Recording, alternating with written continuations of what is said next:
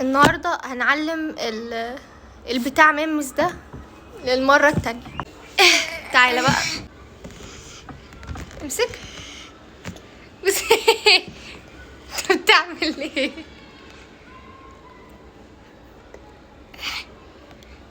بيجرب الكاميرا شغاله ولا لا.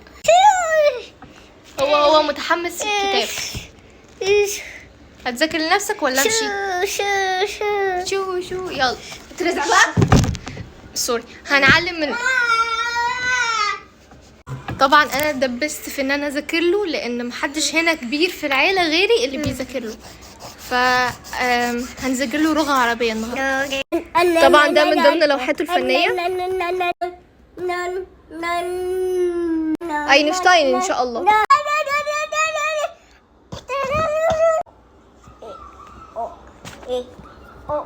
هنحاول بقى نمسكه القلم. رايح فين؟ بص تعالى بقى، استنى. بص امسك. هنرسم، هنكتب حمو. تمام يلا. الله، بص رسمنا حمو. محاولة فاشلة بس هنعيد تاني. يلا امسك القلم كده. ايوه كده. بس يعني ماسك القلم اكنه هيغز حد، بس هنكمل. بص هنكتب حمو تاني. اكتبها صح. كتبناها. تم رسم حمو بنجاح. بيخزق عين العربية. حاسه بيطلع مأساوياته في الرسم. مش عارفه ايه ده، انا ايه اللي جابني هنا؟ بعرفش ادرس اصلا. طب بص، هنا قطه، وهنا بطه، وهنا السياره، وهنا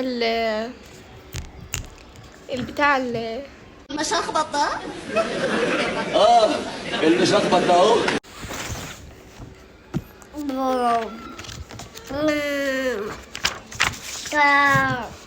نعم. انا جوعت على فكره. طبعا هو فرحان بالكتاب. خد والله لا تاخد. خد اسمع مني.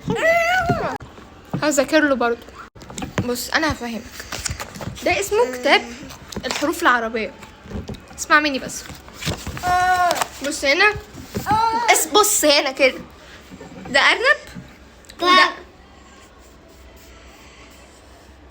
ده ارنب، وده اسد. فاهمني ولا مش فاهمني؟ في بقى بص هنا باء بطه، وهنا باء حمو. اضحك. مش عارفه، هو قاعد غصب وانا مش عارفه اذاكر له. انا مشكله ان هما واثقين فيا قوي ان انا هذاكر له وبتاع، وانا